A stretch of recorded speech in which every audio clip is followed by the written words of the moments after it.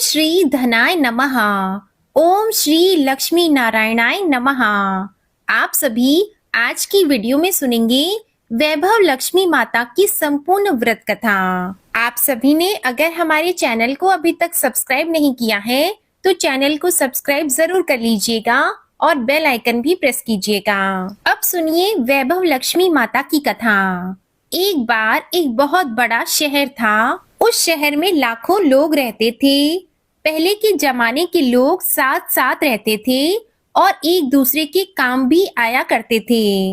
लेकिन नए जमाने के लोगों का स्वरूप अलग ही था। सब अपने अपने काम में मग्न रहते थे। किसी को किसी की कोई परवाह नहीं।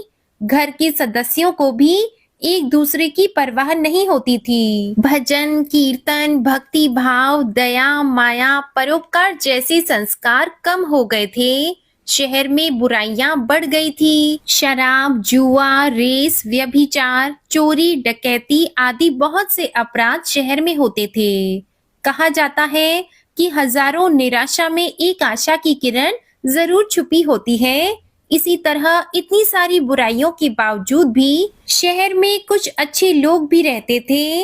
ऐसे अच्छे लोगों में शीला और उनके पति की गृहस्थी मानी गई थी। शीला धार्मिक प्रवृत्ति की और संतोषी महिला थी। उसका पति भी विवेकी और सुशील था।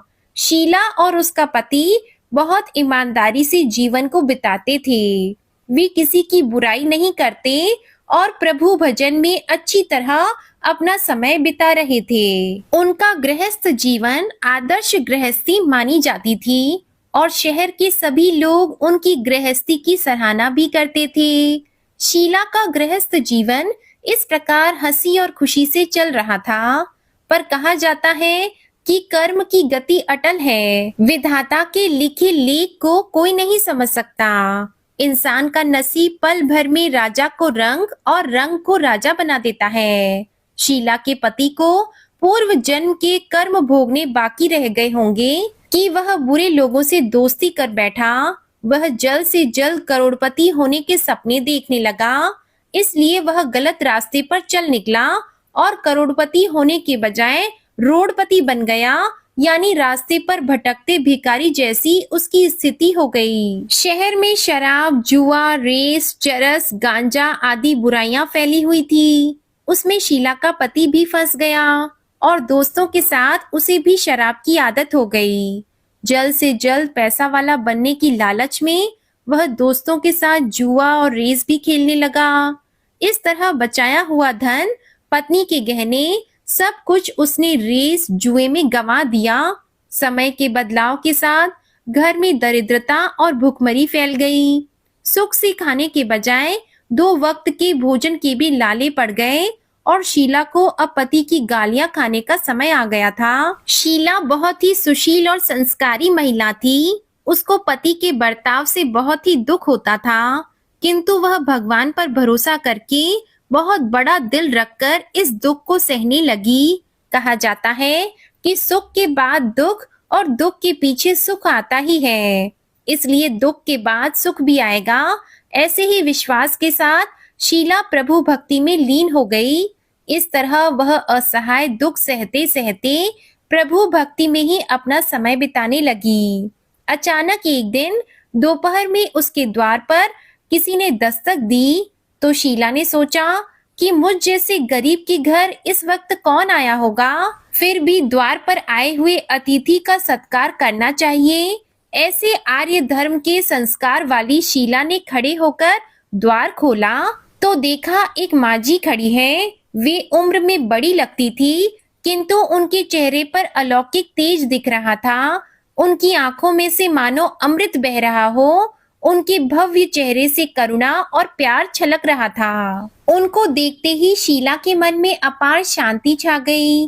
वैसे शीला इन माजी को पहचानती नहीं थी, फिर भी उन्हें देखकर उसके रोम रोम में आनंद छा गया।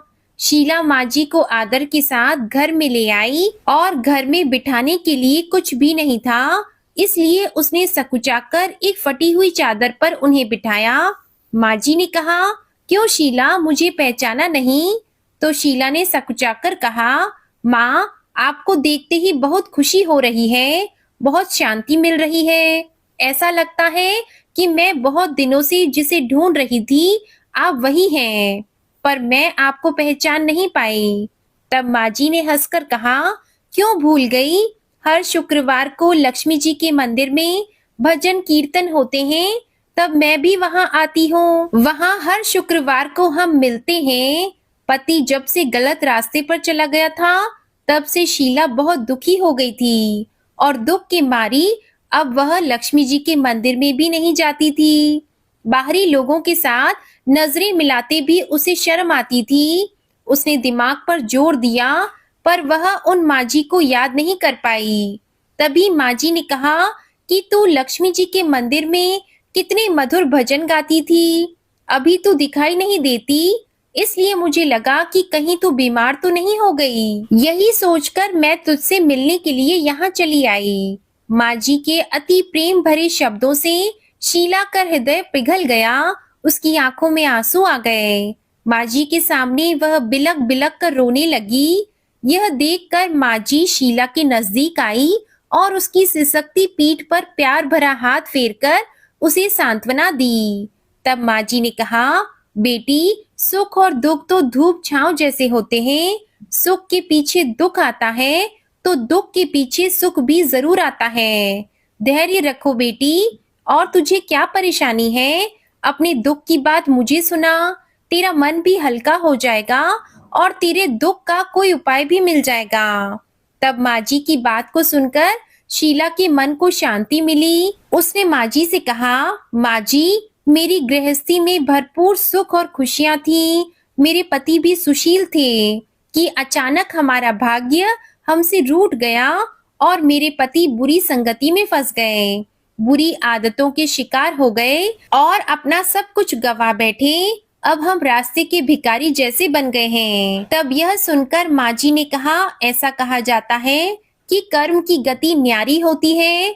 हर इंसान को अपने कर्म भुगतने ही पड़ते हैं। इसलिए बेटी, तू चिंता मत कर, अब तू कर्म भुगत चुकी है, अब तुम्हारे सुख के दिन अवश्य आएंगे। तू तो माँ लक्ष्मी जी की भक्त है। माँ लक्ष्मी जी तो प्रेम और करुणा की अवतार हैं। वे अपने भक्तों पर हमेशा ममता रखती हैं।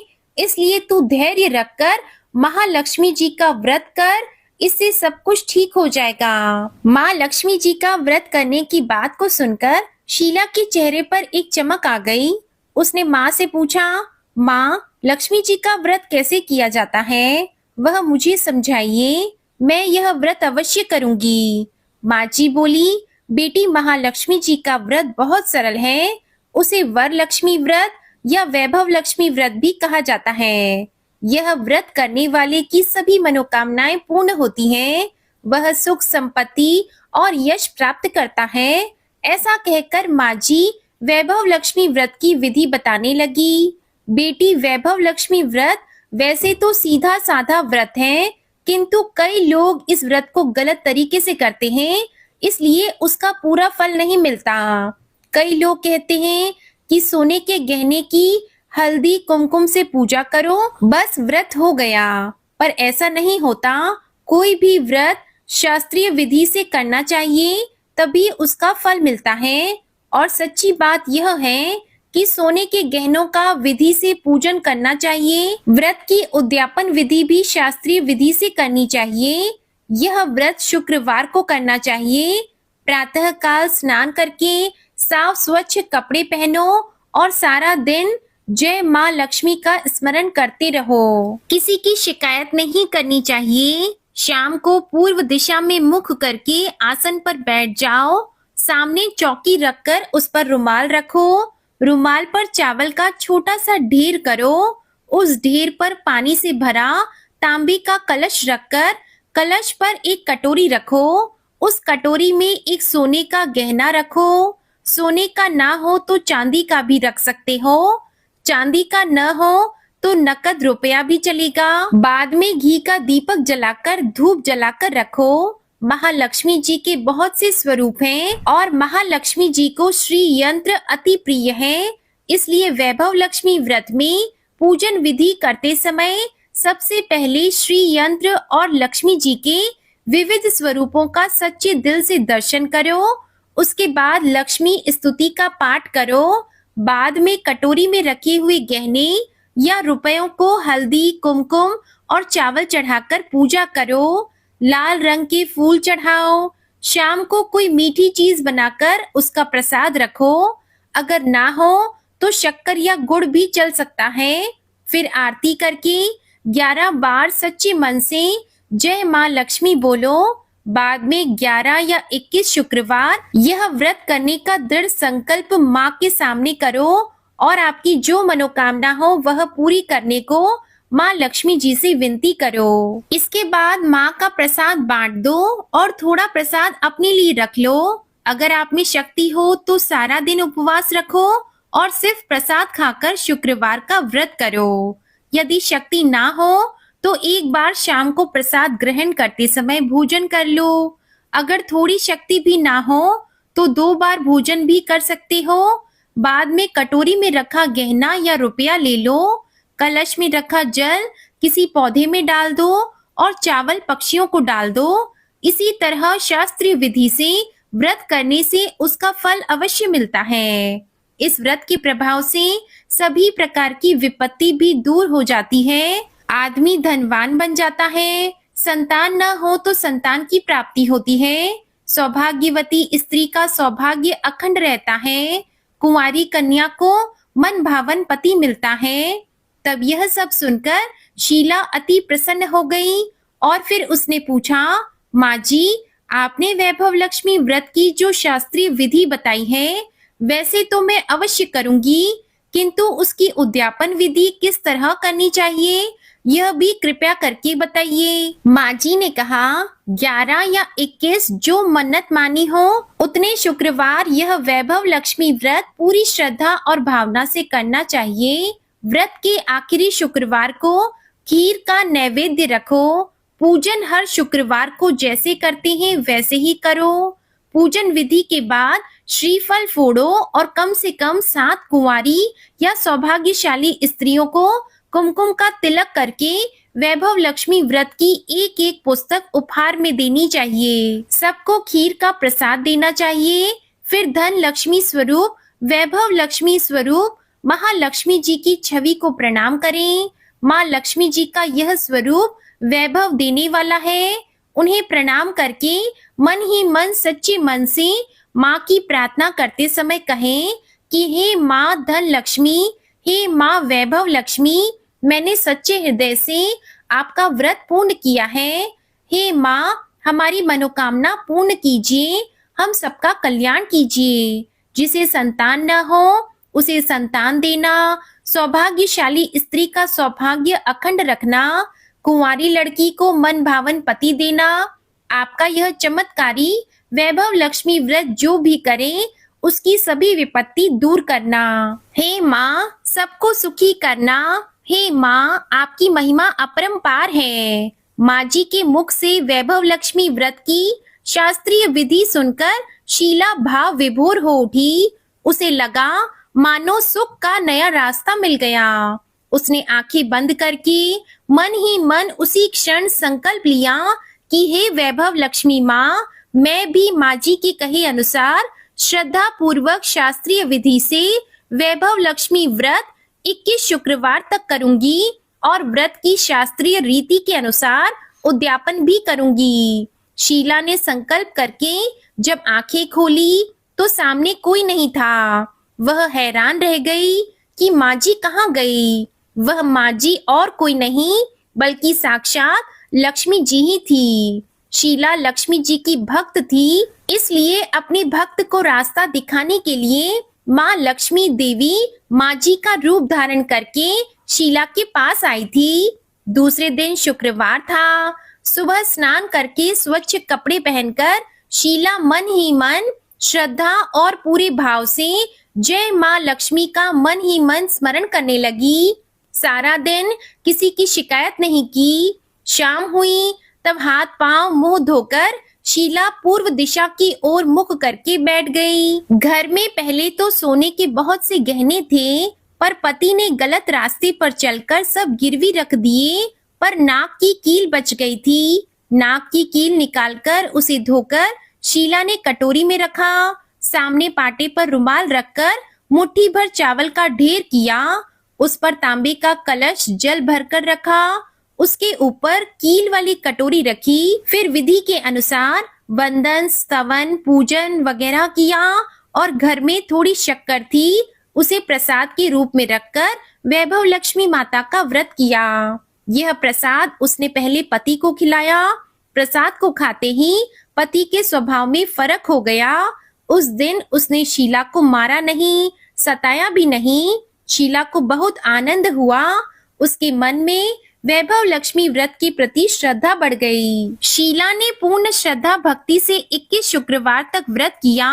21वें शुक्रवार को विधि पूर्वक उद्यापन विधि करके 7 स्त्रियों को वैभव लक्ष्मी व्रत की 7 पुस्तकें उपहार में दी।